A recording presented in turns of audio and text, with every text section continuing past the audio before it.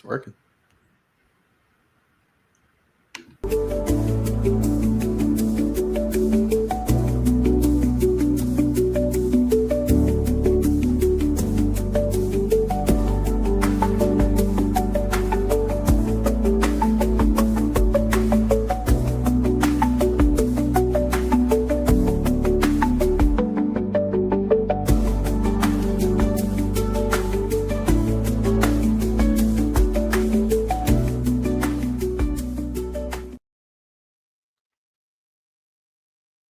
What is going on, everybody? Happy Sunday. Hope everybody's enjoying their weekend so far. We are back with another edition of SEC Talk, and by far, week number 3 was definitely the best slate that we've had, not only in the SEC, but across the country. We had Tennessee and Georgia with the game of the year, and then at the nightcap, Texas A&M and Notre Dame, and just a lot of points. So if you like offense, we definitely had some games for you. If you like defense, we've also had some games, with Florida and LSU.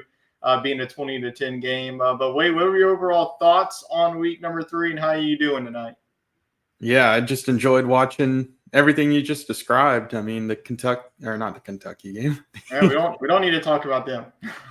The Georgia-Tennessee game, rather, much more interesting than Kentucky. That one was back and forth. It was a great precursor for the nightcap games. Of course, we were watching the LSU game, and then when that wrapped up, I think everybody flipped over to the Texas A&M and Notre Dame game. I mean, that was a thrilling finish as well. And, it's another good weekend of football here in the fall. Yeah, so we're going to do it as per usual. We're going to start with our SEC teams in the AP Top 25 poll. And just as we said, one team in and one team out, South Carolina, with the recent loss to Vanderbilt 31-7, is now outside of this top 25 poll. And Vanderbilt, the new team going into this poll, but pretty much the same changes at the top. LSU remains at number 3. Georgia did move up. They were number 6 heading into the Tennessee matchup, but they moved up a spot after the recent victory on the road in Rocky Top. Texas actually fall down a spot after looking not so great against the UTEP team that we will see how good they are in the Conference USA this year. Texas A&M was the big movers in the SEC along with Vandy this week with their big win on the road in South Bend. So they are now in the top 10. Oklahoma continues to rise with their recent victory over Temple. Number 13, Ole Miss continues to rise along with Alabama at 14. Tennessee actually remains at number 15. I definitely agree with that. I mean, we didn't really see anything that could really drop them down below that. Vanderbilt, like I mentioned, goes from the unranked to being ranked. They are now number 20. They were ranked last season before heading into that Texas game, but outside of that, that was the only time that they were in the AP Top 25 poll. And then to close out this SEC teams in the poll, you have number 22, Auburn, and number 23, Missouri. So what are the overall takeaways of this week 4 AP poll? I think it's pretty fair. I mean, I'm a fan of not dropping Tennessee too far. I think they played a very good football game. I like Georgia moving up a little bit as a result of the win. I don't think Texas looks like a top 10 team, but I mean, I can't knock it. Maybe I'd switch them and Texas A&M, honestly. A&M has the big win now. Oklahoma continues to look good. Ole Miss continues to look really good on offense, even with the backup in. And, I like Vanderbilt sliding in there to 20. Absolutely dominated South Carolina on the road. So, yeah, they deserve their spot in the poll. And Auburn and Missouri have done what they've needed to do so far. And I think that definitely 2 successful teams so far. So I think they got it right. Maybe just a hair overrated there for Texas and a little bit of an underrating for A&M. Yep, so those are your updated rankings. We will continue to follow this poll every single week. And then whenever we get to our college football playoff top 25, we will keep track of that as well. So just a reminder, if you have any questions pertaining to your favorite team or teams in the conference, feel free to leave us a comment in the comment section down below, and we will get to that at the end of the show right after our hot topic segment. So feel free to leave us any questions or comments that you have regarding your favorite team and their performance this past weekend. Now let's move on to SEC Fantasy Week 3 results. So far, I am 2-0 against Wade. We will see if I go to 3-0. So, Wade, let's kick it off with how your team did. I see a little bit of positives, a little bit of negatives. So let's just go through your team in week number 3. Yeah, kind of up and down. Jackson Arnold, he played well against South Alabama. Didn't have to do a whole lot. That game was pretty much out of reach from the second quarter on. But overall, it was kind of a sluggish day for the Auburn offense. And he put up 192 yards. Did have like 3 touchdowns. So, I mean, he made an impact on the game, just not in yardage. Dante Dowdle, kind of a head scratcher here. He kind of looked like he was going to be Kentucky's guy. After that Ole Miss game, he had a really good performance. But they ended up going to a split committee, and Dowdle fell on the short end of that, just 29 yards. Not a good performance for him. Harrison Wallace, he was probably my best player of the week, to be honest. He continues to emerge as a star for Ole Miss. I think he's a guy that you'll see on this show a lot because, as we know, if you're one of the best receivers in the conference if you lead Ole Miss in receiving. We've seen it with Metcalf. We've seen it with A.J. Brown. And then even last year as well with Trey Harris. So 93 yards, I'll take it. Auburn's defense, well, it's not 68 yards, Tyler. So No, you got the better use of the Auburn defense this year. But a respectful 310 keeps me in the positives by I don't think I've ever seen that lower score. It's either in the positive, like 50s, but I don't think I've ever seen like 4 before. So that's like a scoregami right there. Yeah, 4 yards. Barely in the positives. Don't think that's going to cut it, but we'll see. Yeah, we will see. So let's go on now to my team. You can see already from the yardage that this is definitely not going to add up to a win for you. But John Mateer, quarterback of Oklahoma, I think that Mateer is definitely going to be used as the season goes forward. I mean, he played a Temple team that defense didn't have any answers for Mateer in this rushing game for Oklahoma. He actually had, 60 yards on the ground, and he had 290 around there. So added up to 345. Ahmad Hardy just owns Louisiana. I mean, whenever he was at ULM, he had a really good outing against them. 250 yards, and I feel like already he's my early MVP of SEC fantasy. We'll see if we can continue that. He might honestly be our SEC Offensive Player of the Year too early on. So we'll see how Ahmad Hardy does the rest of the season. Aaron Anderson, wide receiver of LSU. It's your pick and choose of LSU wide receivers. You already saw Barian Brown. I chose to go with Aaron Anderson, and I'll take 75 yards in a game where LSU's offense only scored, 13 points the whole game. But I'll take it every single week that I can get. And then Kentucky. Let me say something about Kentucky. I am so glad that I don't even have to even bother with this defense because, my gosh, 461 yards against Eastern Michigan, a team that just lost to Long Island, mind you, a team that only put up 7 points against a Florida defense. Now, mind you, the Florida defense is probably better than what Kentucky is, but the only time that you're going to pick Kentucky is when they play Ole Miss because it feels like that's the only time that this Kentucky defense will show up. So 461 yards, even with that, 209 yards, which honestly, if I didn't even pick Kentucky, this might have broken a record here in SEC fantasy. But 209-4, and I moved to 3-0 in SEC fantasy, though. In real life fantasy, I might fall to 0-2 depending on how my team fares against Chet over the next couple of hours. Now let's move on to our SEC fantasy results, and then we'll go to our draft. So just to recap of how the roster works, it's a small roster. It's a 1 quarterback, 1 running back, 1 wide receiver, and 1 defense. And it's straight up. We don't do like any points. Like if you get a touchdown, it's like 6 points. It's just a total yardage. So you cannot draft the same player twice in back-to-back weeks. And once you draft the defense, you can't use them again. So it's pretty much an eliminator. So we've been keeping track of that, of what defenses we've been picking every single week. So far, we picked 3, and we will go on to week number 4, and we'll get another defense checked off of that list.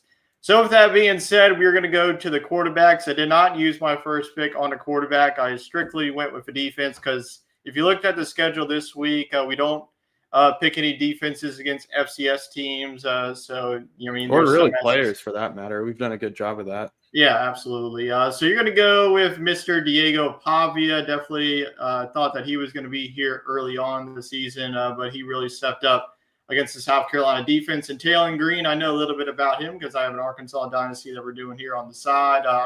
If I picked him last week, even if you picked him last week, you might have made it more of a game because he really popped off against this Ole Miss defense. So go ahead and talk about Diego Pavia in a revenge game against Georgia State because, mind you, Vanderbilt actually lost this game to the Panthers last season. Yeah. I feel like we have a habit here, Tyler, of chasing last week's success with our picks because, your guy Mateer absolutely crushed it. But these two were probably two of the top performers otherwise of last week. You could throw in Aguilar as well. But yeah, two dual threat guys. I almost went with Taylor Green, but it is going on the road to Memphis. I could see that game being a little tricky, but I do think he'll show up for you. I went with Pavia just because he dominated South Carolina and he dominated Virginia Tech the week before that. Virginia Tech just fired their coach. They lost by 40 this weekend to Old Dominion. So I don't know if that says much, but I think he's good at dominating bad teams. And Georgia State's a bad football team. They just brought TJ Finley in off the street to be their quarterback. They're desperate. They're like 1-3. This upset's not happening again this year. No. Not with the way Pavia is playing. So I think he has one of his better performances this week. He is a dual threat guy, so maybe he can get me a 70 or 80 on the ground and 250 through the air. That would be a good performance. Yeah, I'm going to bet he's going to go every single total. Like, just going from last year and losing that game, the way that Pavia is, the attitude that he brings to his team, you won't have to worry about Mr. Pavia getting you the yardage this week. He's going to definitely be locked into that matchup.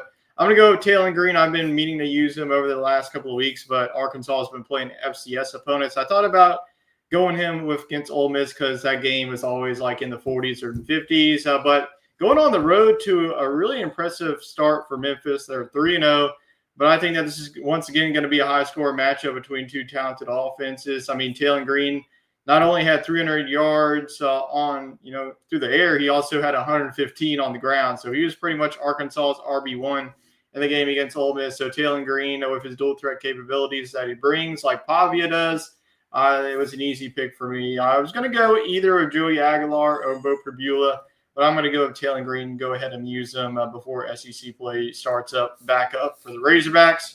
So now let's go on to the running back. I knew that you're going to pick this guy, especially with the amount of yardage that he had. Ahmad Hardy of Mizzou, like I mentioned, going up against an SEC matchup in South Carolina. And Fluff Bothwell, the South Alabama transfer now at Mississippi State, he gets a good matchup against a MAC team. So my picks have just been picking on the MAC. It's been working recently ever since I didn't pick Kentucky. But just talk about Ahmad Hardy. Can he do 250 again? I think it's in the realm of possibility.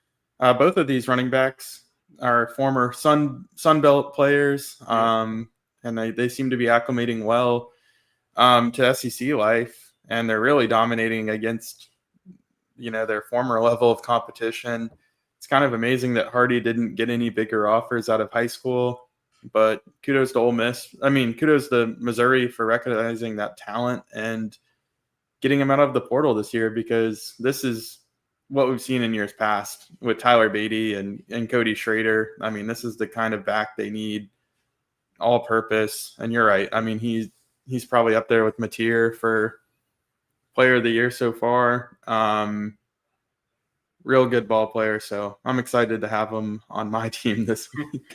Yeah, I bet you were excited. Yeah, Missouri, like you mentioned, is just like a factory of running backs as of recently. Ahmad Hardy looks like he's the next great Missouri running back. And Fluff Bothwell, it is a committee. You have Booth, who really did well against Southern Miss. But Fluff Bothwell definitely has some big play potential, and especially against the Northern Illinois team.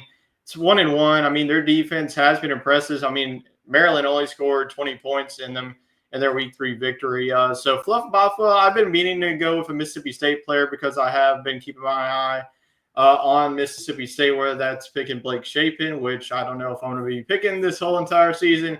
I figure I'd go with one of the running backs here in Fluff Bothwell in their matchup against Northern Illinois and Starkville. So those are our two running backs. And now we will go on to the pass catchers. Man, if you had this guy, you actually might have kept it close too with Chris Brazel the second, excuse me.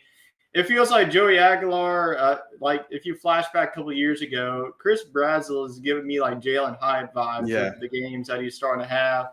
I'm going with the guy that you just drafted, Harrison Wallace. Like you mentioned, he looks like he's just the next great Ole Miss wide receiver. So talk about Brazel's matchup against a very bad UAB defense. Yeah, I mean, he, like you said, shades of Jalen Hyatt and Hendon Hooker with those two. I think this Tennessee offense is really just operating better than it did the last 2 years with Nico. I think that Aguilar fits the scheme better. He's a little bit more disciplined. This Tennessee offense did their job to win the game against Georgia. Nobody's put 45 on Georgia like that in recent years. They were a field goal away from pulling off the upset. So I think this offense continues to hum. I mean, it is a little bit of a risky pick because they won't need to throw it against UAB. I think they'll be able to run it. But I think Brazel is going to get his early. I mean, he's a contender to pop off on any play. And I think he could have a long touchdown like in the first quarter and then just kind of chill from there. Yeah, it's definitely a good pick. I'm going to go with Harrison Wallace because I feel like Ole Miss is going to be in back-to-back high-scoring shootouts. So especially with the way the Tulane offense has been operating. I mean, they're just coming off of a game against Duke where they won and putting up 34 points, and Jake Retzloff is a dual-threat quarterback. So I think Ole Miss's defense will struggle once again because they couldn't really stop Taylor Green in that offense. So I'm going to go with Harrison Wallace. He's been the go-to guy for whichever quarterback, whether that's Simmons or the guy that had to step up from them this past weekend. So I'm going to go Harrison Wallace. And like you mentioned, I feel like he's going to be the most popular wide receiver. You know, I could have just went with one of the LSU wide receivers, but I didn't really want to do that in back-to-back weeks, and they're playing an FCS opponent. So I'm going to go with the Ole Miss wide receiver facing Tulane.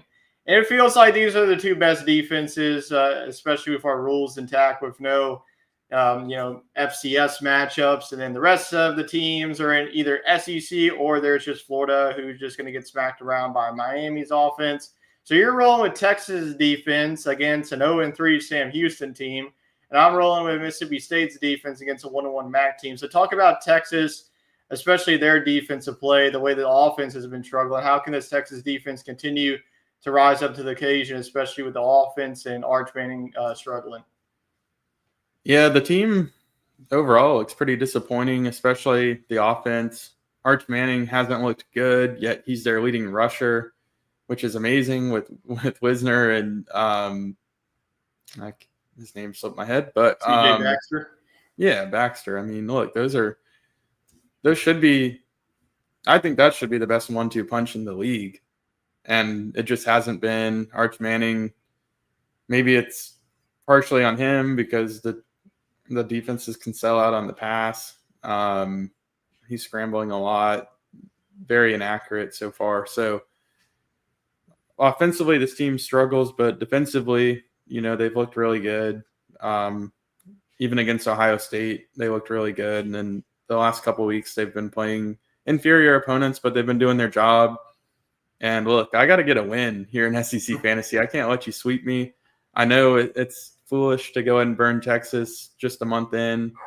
I've already burnt Texas A&M as well, but they looked a little bit sketchy on defense. Yeah. So I don't know. I might have to roll with Mississippi State at some point when it really matters. But for now, look, you got to survive in advance. I'm gonna go with Texas and just try to get a good looks performance. Like I'm getting Walt's approval on Mississippi State's. Hey, the Dogs. Yeah, you're going with the Dogs on this one. But yeah, Mississippi State's defense has really been solid. I mean, I know it's Alcorn State, but anytime you can get a shutout against an opponent in Northern Illinois, their offense hasn't really wowed me too much. And I swear, Mississippi State defense treats me how Kentucky did. Then you know what? I've used pretty much. I haven't really used any big boy defense yet this year. Yeah, you're saving them and you're winning. Just continue work. I mean, I haven't used A&M. I haven't even none of us have even touched LSU the way that their defense has been playing. But they are facing off against an FCS opponent, so that means that we're gonna have to play them against an SEC opponent. So we will see how we strategize these defenses moving forward. But I feel really good about Mississippi State's defense against NIU because going from Illinois all the way down to Starkville is definitely not going to be an exciting road trip for them.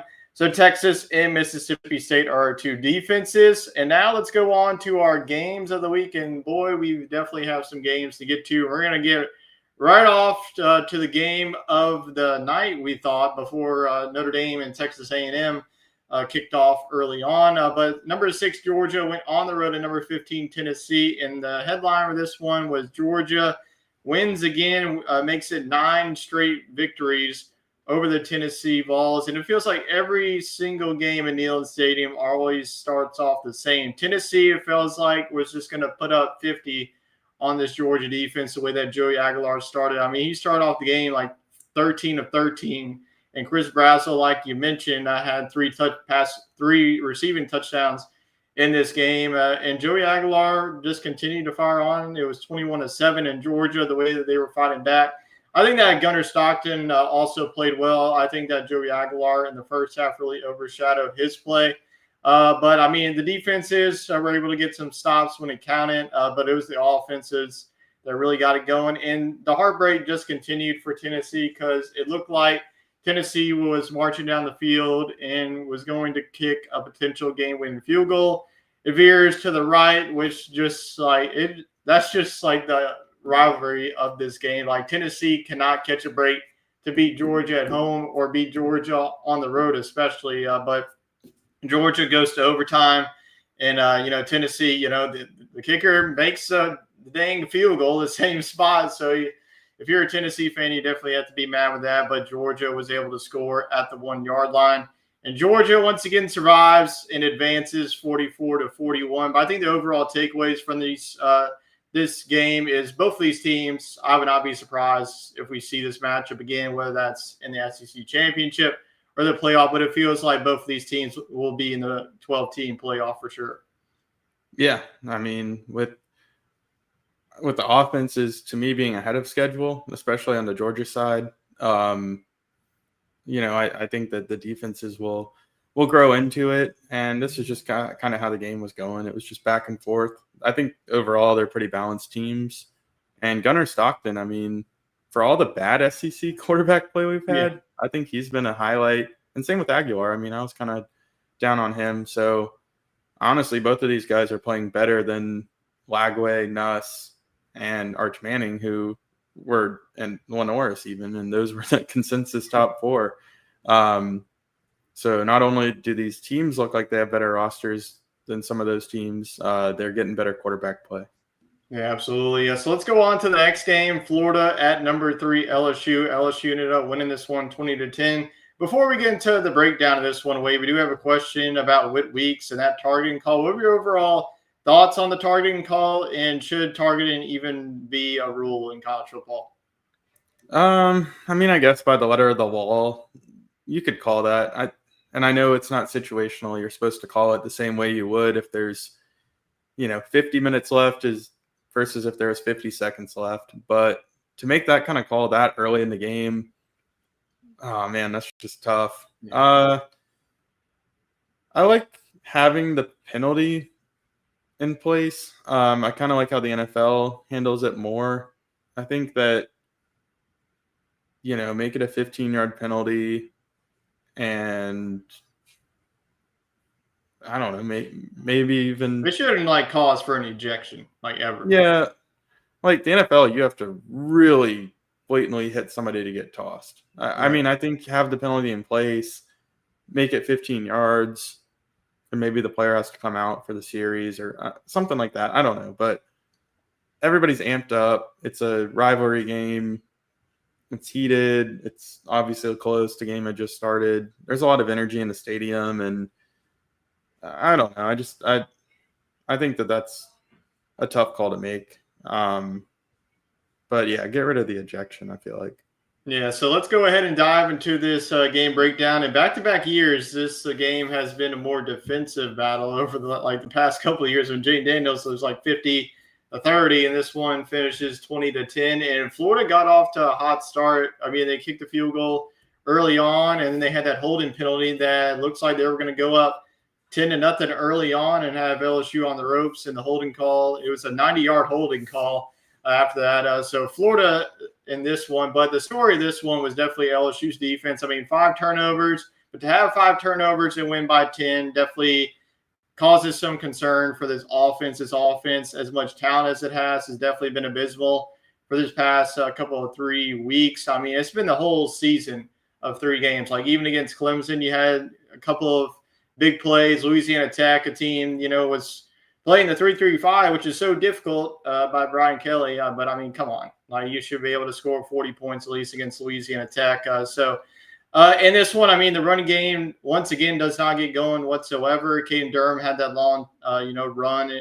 to really bump it up those numbers, but it felt like LSU, like every time that they were trying to run the ball, they were getting like 1 to 2 yards per carry, and that has been the problem for the past 2 years. But LSU's defense is definitely the story of this game. They got the pick 6 by Spears, who had 2 interceptions. Pickett, the freshman, also got an interception. And even without Whit Weeks, and even with a little bit of time without West Weeks, it feels like this defense did not skip a beat, and it was just next man up. And DJ Lagway, definitely his worst performance of his career. I don't know what has happened with DJ Lagway, because the DJ Lagway that I saw in the second half of the season when Florida pulled off the upset against LSU at Ole Miss, I don't know what has happened to him.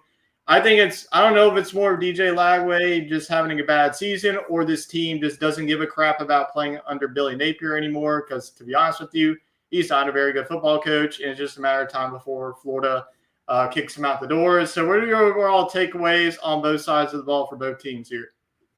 There was a play I think it was in the third quarter. Lagway had just thrown a second interception, and the next drive he took a big hit on a scramble. And I don't know. I just feel like maybe he was not checked out for a concussion, because after that, I mean, he just made some really head-scratching decisions and throws, and I'm just wondering if maybe he was concussed. I mean, for his sake, maybe that would be better than if that was actually how he was playing, because it was pretty bad. I mean, I'm disappointed in this Florida team. I had high hopes for them. I actually kind of had them as my surprise team. I think we covered that on the show. So maybe a surprise in a bad way. Yeah. I thought he was going to make that next step. They don't really have any playmakers at receiver.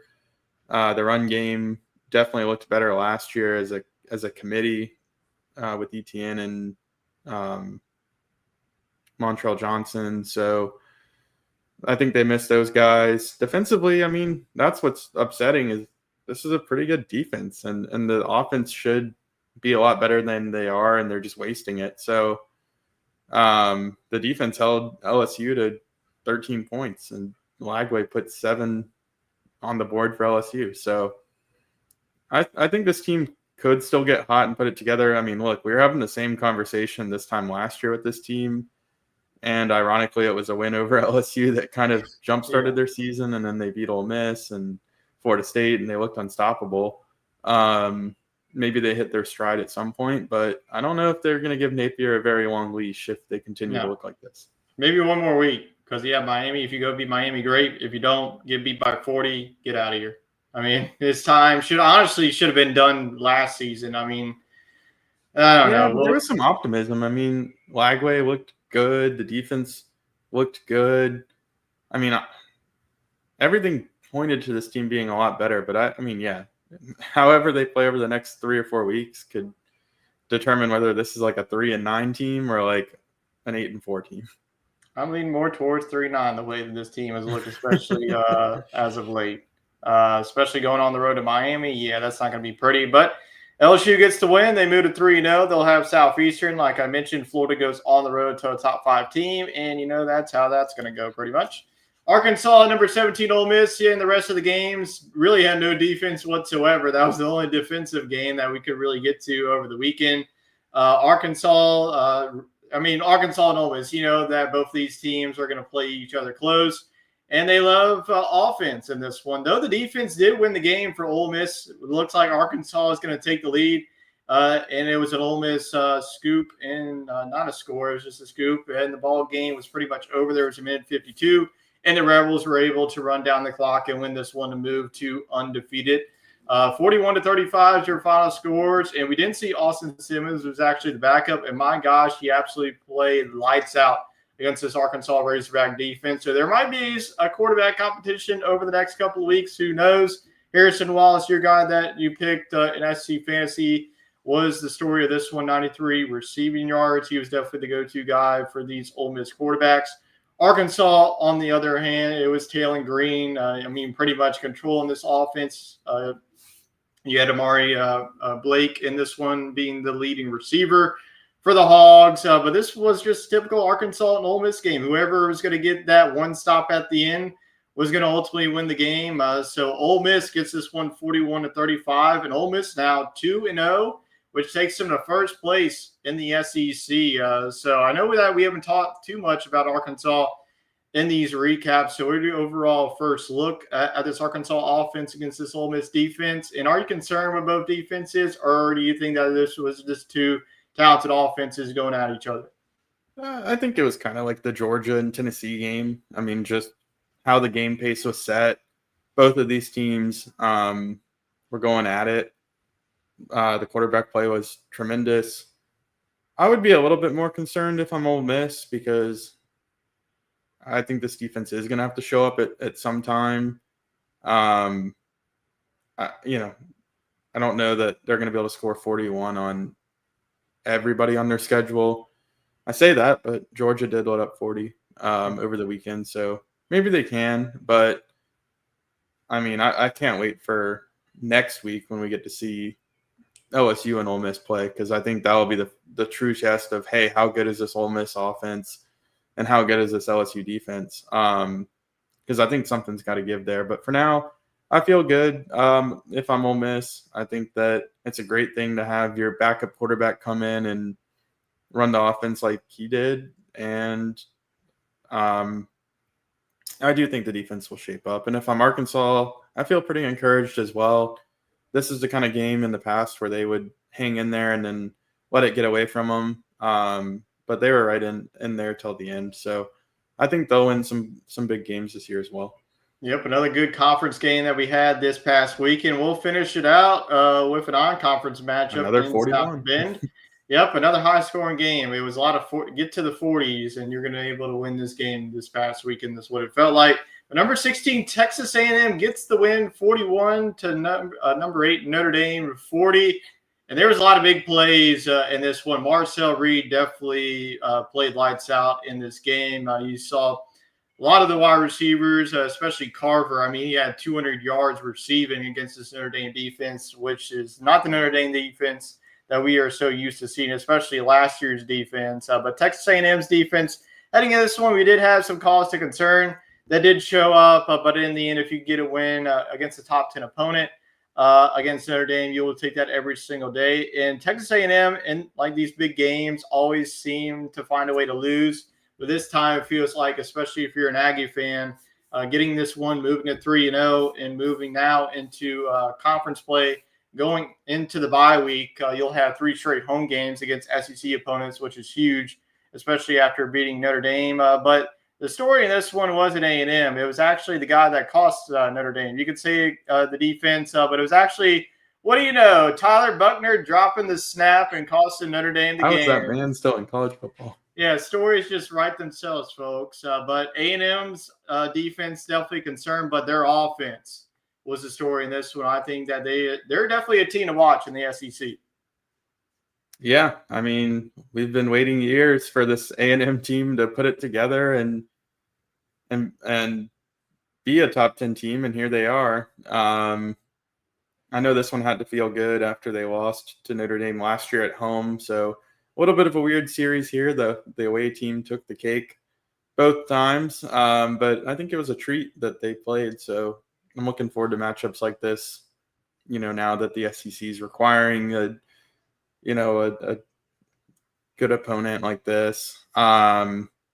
Marcel Reed, I mean, he looks really impressive, really poised, truly a dual threat guy. They were able to run the ball in Notre Dame, which I find very encouraging because we know that they have one of the best running back tandems in the league, but to be able to do it against Notre Dame is very impressive. So I like this A&M team. I think that the defense is still a little concerning. I don't think this Notre Dame offense is all that great outside of the running back position. But hey, look, you can't knock them for beating a top 10 team on the road. So I think there's room for improvement, but I'm very encouraged by this team. Yeah, for sure. So we'll keep track of the Aggies. Like I mentioned, they are heading into the bye week and they get right to SEC play, and that's where the season is definitely going to start for them. So we will go on to our week 3 pick and results. And Wade, look at you, 11-1. If it wasn't for South Carolina absolutely laying an egg, you would have posted our first undefeated pickup in quite some time. But 11-1 is definitely nothing to sneeze at. And Chet and I went 10-2. So we are continuing to roll on, but I mean, the picks have been easy. I mean, there's been a lot of non-conference. Once it gets more conference games, we will see how we do moving forward. But going into week number 4, to be honest with you, after coming off of a sensational slate, this slate is definitely not as exciting. There are some conference games this week, but outside of that, there's nothing really catching our eye. But some type of like these type of weeks, there's like nothing on paper, and then we'll come back here on next week's show, and there's going to be an upset that we're going to be talking about. So you never know. But we will go on to our first game here in week number 4. It is Arkansas at Memphis. Now, the past couple of years, it's been Ole Miss at Memphis, so Arkansas is getting their turn to head up to the state of Tennessee to face off against Memphis. Arkansas coming off of the loss against Ole Miss. Memphis is 3-0, one of those American teams to watch out for the rest of the season. So do you have Arkansas bouncing back here on the road? Yeah, I mean, in the past, this is the kind of game where I would take Memphis, but I think Arkansas showed me enough that they're a solid football team. Taylor Green's disciplined at quarterback. If they can handle going on the road to Oxford, they can handle going on the road again to Memphis. So give me Arkansas here. Yeah, I wouldn't be shocked either if it takes getting into the high 30s to win this game. Memphis offense is high-powered as well, but I think Taylor Green is going to continue his hot streak to start off this season, so I'm going to go with the Hogs. And Chet's also going to go with Arkansas there, so we all have the Razorbacks bouncing back and moving on here. So now let's go on to a non-conference game. Once again, UAB at number 15, Tennessee. Tennessee also looking to bounce back after a heartbreak. What do you think the overall vibes of this team is going to be heading into this game after, a loss that a game that they had in their hands, but it slipped at the last second? Yeah, I mean, there might be a little bit of a hangover here, but overall, I mean, I think this team's in good shape. The offense looks fantastic. Quarterback plays better than we expected. So, I mean, there's just a talent difference here. I think they'll get in a groove and beat UAB pretty handedly, probably by 30. Yeah, Tennessee will be able to score against UAB's defense at will. I mean, Alabama State in the opener scored 42 against the same Blazers team. So give me the Volunteers, and Chet's also going to go with Tennessee. So pretty easy pick so far here for the crew. As we will continue on with our SEC talk game of the week, this is their only ranked versus ranked matchup here in the conference. As it's number 22 Auburn heading on the road to number 11 Oklahoma, and Jackson Arnold is returning to Norman, Oklahoma, and Oklahoma won this game last year in Jordan-Hare Stadium. So who do you have in this one between Auburn and Oklahoma? Because it feels like Oklahoma is going to want to get some, little get back on Jackson Arnold here.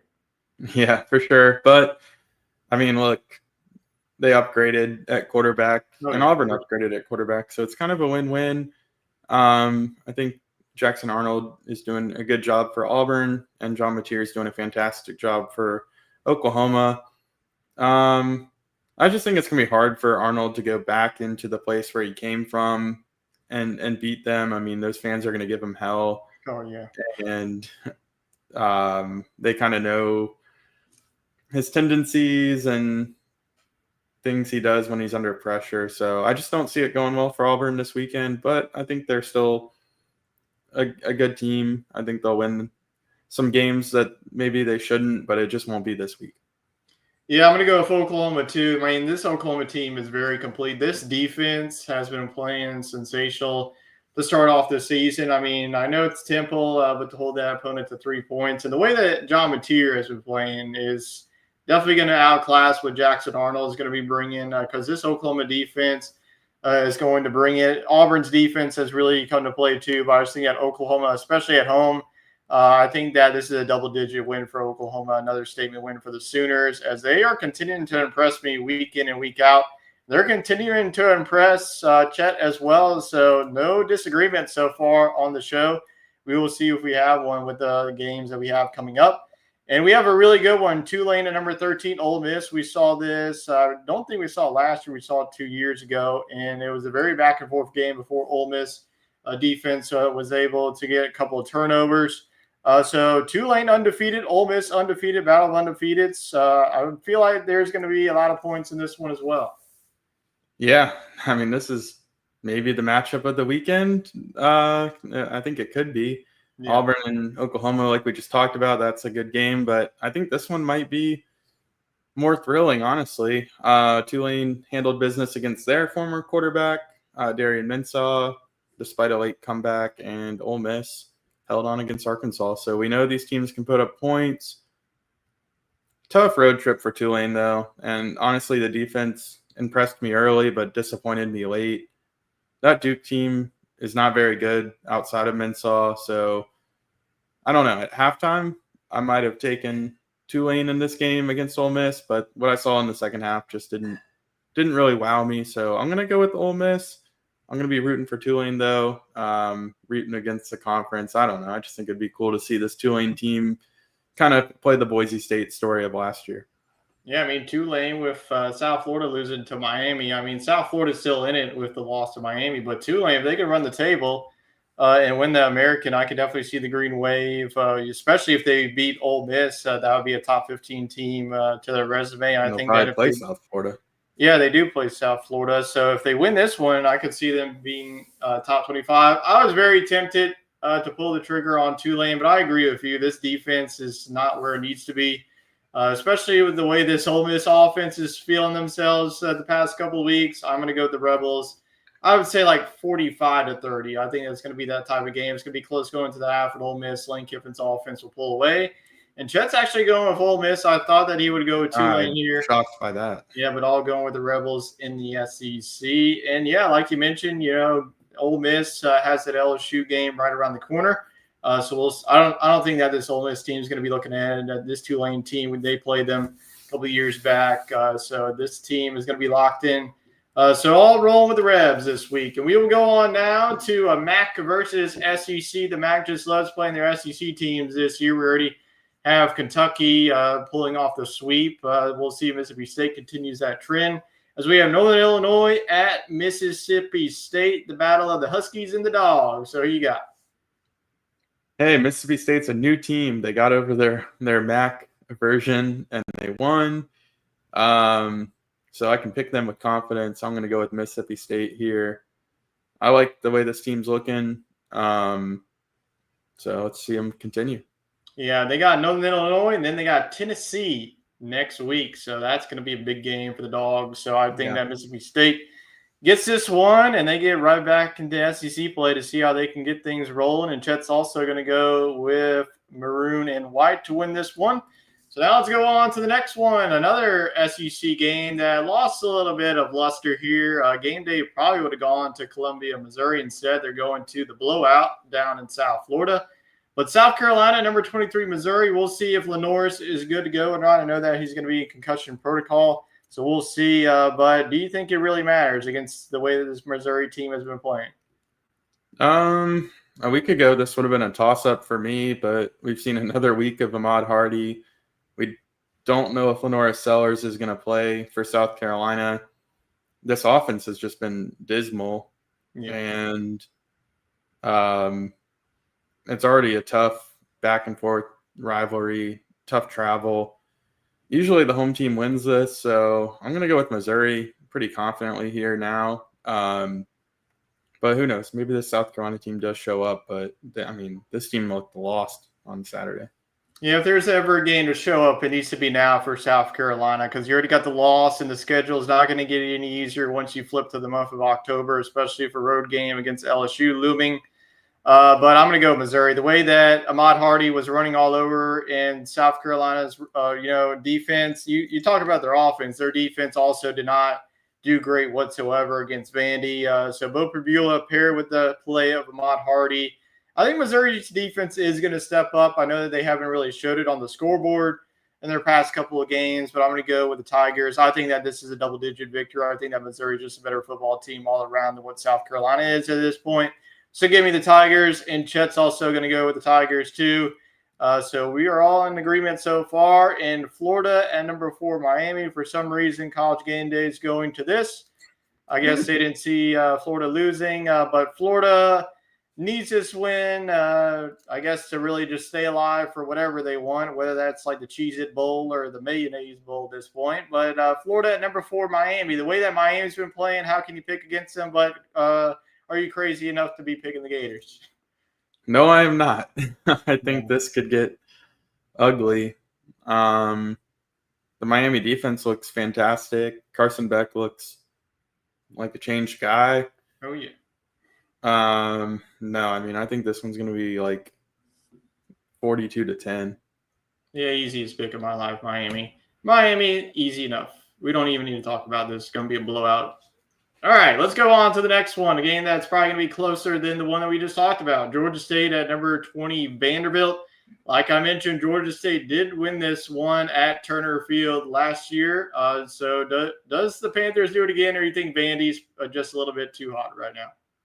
I think this is a legitimate team now, and Georgia State's not what they were last year. So give me Vanderbilt. I mean, I think they make a good statement here. I think they win by like 25. Yeah, I learned my lesson. Don't pick against Diego Pavia. So Vanderbilt, you're going to see this logo for the next couple of weeks. I haven't looked at your schedule. You can play Texas. I'm still going to pick you. So I'm going to go with Vanderbilt. And Chet's also going to go with the Doors as well. So a lot of love for Diego Pavia. And Clark Lee is a coach that definitely needs some consideration because the turnaround that he has done in Nashville is definitely on the right trajectory. You know, they made the bowl game last season, and we'll see if they get to that 8, maybe 9 wins this season, the way that this defense has been playing for real. So now let's move on to the next one, an in-state battle as Southeastern Louisiana at number 3, LSU. It's always a nice treat for LSU fans to host the in-state folks. But what are you most looking forward to with this LSU team before they have to hit the road once again and face off against a red-hot Ole Miss team? Yeah, this is the last chance to tune it up if you're LSU. I mean, I know you don't want to show Lane Kiffin anything and you want to keep it vanilla, but you'd sure make the Tiger fans a little bit happier and feel better going into that top 10 matchup if, we could put 40 on the board here against an FCS team. It would be nice. I think they will.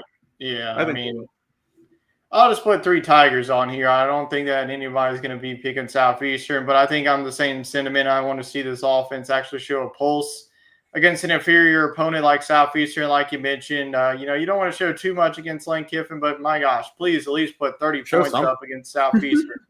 If you put up 20 again, then this offense just hit like the Les Miles there of just rock bottom. Honestly, Les Miles' offense were better than what this offense has been at some points. But let's move on, though, to Sam Houston at number 8, Texas. I hate these games. Hopefully with a 9-game schedule, we eliminate most of these games. Texas played Ohio State hey, let's just play UTEP, and then let's play Sam Houston. Let's play San Jose State. Let's just play nobody for 3 straight weeks. So I'm guessing you're going with the Longhorns here. Yep. Last tune-up for them as well. Then it's going to get real. Yeah, it was going to get real. I think same sentiment for LSU for Texas. I want to see this offense, and then Arch Manning, he needs to get it going before we get the SEC play, because the defenses you are seeing now is only going to get worse once you get to conference play. So hopefully Texas can get it done here and put up some points and not just put up 27 against a very bad UTEP defense. Now let's move on to some hot topics, and we're going to start off here with Brian Kelly. Brian Kelly post-game press conference is just a tale that we're talking about. Feels like every season. Last season he was banging on the table after losing to USC, talking about, oh, we're here once again, talking about the same old thing. And now he's blowing up a reporter from WBRZ, actually the sports director of WBRZ, about simply what is wrong with your offense. And I guess Grandpa Kelly didn't like that. So what are your overall takeaways about BK getting fired up there? I mean, I agree with him. Like, why are we nitpicking a win? But I don't think the question was out of line. I mean, I thought that, like, what is wrong with the offense? And it's a coach's job to go to battle for his guys and stick up for them. Maybe that's a better question to be asked on a, Tuesday or Wednesday after the game. Kind of let the dust settle, get into practice. I think there was more important things to talk about in the post-game press conference. I would focus more on the positives with the defense. Yeah. But yeah, I mean, that's the answer you're going to get from a coach that just won a ball game and, has a top 3 team. He's got that Northern influence. So you knew it wasn't going to be pretty. You knew what you were going to get. No, his post-game press conference are either he's happy and like good to go, he's like joking around the press, like the media, or he's just going after him. It felt like all single week. But what I want to see from this coaching staff, I don't only want to see you get fired up during the post-game. Whenever you have an opportunity to put an opponent away, I've been seeing this ever since the Brian Kelly era, especially the past couple of seasons. You know what? We do this same old song and dance where, they're up 20-10 and they just got the ball back after like the 4th or 5th interception. Hey, let's call out 3 run plays and let's just burn 1 minute of the clock and let's just not run it down their throats and put up another touchdown, put these boys away, because I want to see that fire. The same fire that Brian Kelly put in their post-game press conference is where I want to see the play calling. And I think that's where this offense is lacking. So I want to see that same fire on the field. That's my little rant. We will move on here to the next one. So which SEC team impressed us in week number 3? I know we had the same question in week number 1, but I think that it was like I have to put this up in week number 3 because I think a lot of teams are definitely on our radar now. So what team impressed you the most? I gotta go with Vanderbilt. I think that we've never seen Vanderbilt do that before. We've seen them win SEC games at home. We've seen them sneak SEC wins out on the road, but not win by 30 on the road. Yeah, that was impressive as can be. So I'm going to go with the same sentiment here. I'm going to go with Georgia. I think that this was like the way that they fought back from a game that honestly, like Tennessee had control, it felt like, for the majority of the game. I know the defense is lacking, but I don't even think the defense was lacking the whole game. I think Tennessee's offense is just for real. And we were just doubting this Tennessee offense a little bit. I mean, good thing we weren't, because look at Nico and UCLA. They just fired their head coach. Nico's 0-3. They just got whooped by a New Mexico team that's probably not even going to finish 500. So I'm going to go with Georgia. That was a really impressive road victory. In a couple of weeks, we'll see them in a big-time matchup once again against an Alabama team that just played Wisconsin. Their offense is starting to look better. So we'll see in a couple of weeks if Georgia can continue to pile up wins for their resume. So Virginia Tech just fired their head coach today.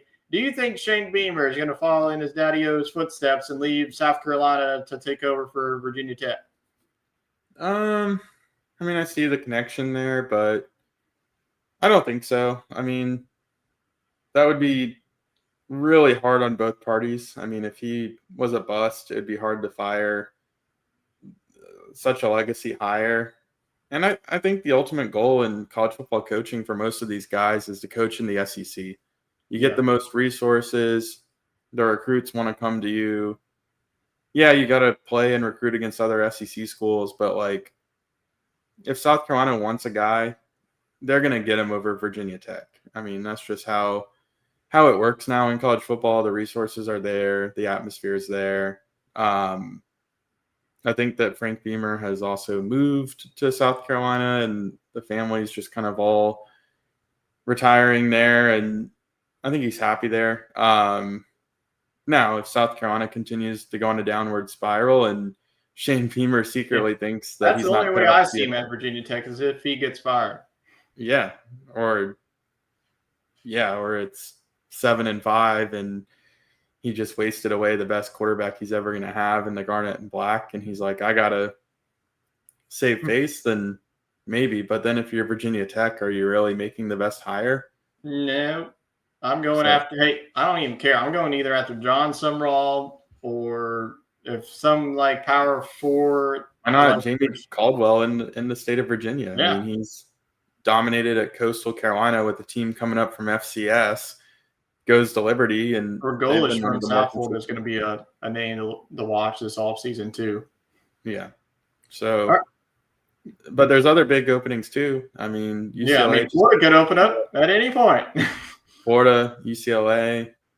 So yeah, there's some other big jobs that could free up. All right, let's get into the last hot topic. And yes, we are going to be, hot topics I've been meaning to get to Vanderbilt here, but I was waiting for them to get a big time conference upset, and the win against Virginia Tech isn't looking too good since that team is literally at rock bottom. But, heading into the season, we were, keeping our eye on our Vanderbilt. But with this undefeated start, what do you think Vanderbilt's ceiling? I know that they just had one SEC game. They still have lots to play for. What do you think that the ceiling of this team could be in 2025? I mean, that's a win that I didn't think they would have. And I said that maybe they were an 8-4 team at the beginning of the year, Max. So I'm going to knock them up a little bit to 9-3. I think it sounds reasonable. They do have to go to Alabama and to Texas this year, so those ones still scare me. And then I think they'll Vanderbilt a game. I mean, they got LSU as well. So. It feels like. Hopefully it's on Georgia State, because that would just destroy the ceiling for them, because if they lose that one, the 9-3 might not even be a discussion for it anymore. But I'm gonna go with 8-4. 9-4 sounds good. Yeah. 9-3 to me, they're probably, let's just be real, they're probably gonna lose to Alabama and Texas. And they're probably gonna lose one of their home games. Maybe they lose to LSU just because I don't know, because I don't know what LSU is gonna be at that point. Maybe the offense is gonna be there, but who knows? But I think 8-4 is just about right. And if you're at Vanderbilt, you'll take that every single season. I mean, that is definitely. The schedule should get friendlier. I mean, they got a tough schedule. Yeah, they do have a tough schedule, but we will keep an eye on the Commodores. Hopefully they can keep things moving on, because after a big win, there is a letdown point of Georgia State. You could look at the record, they're 1-3. But I don't think that's going to be the case, especially with them losing to last season to them. I hate to bring it up. I'm not going to bring it up as long as Vanderbilt wins this weekend against Georgia State. That's it for our show. We will be back next week previewing week number 5. Hopefully we have some better games to talk about in week number 5. And then week number 4, we'll definitely have some games in between, like Auburn and Oklahoma and South Carolina and Missouri. So I appreciate everybody for tuning into tonight's show. We will be back next Monday night, more than likely. I don't know what the Sunday night football game is next Sunday, but we'll either be rolling on Sunday or Monday night. So we appreciate everybody for tuning in, and we will catch you all next time.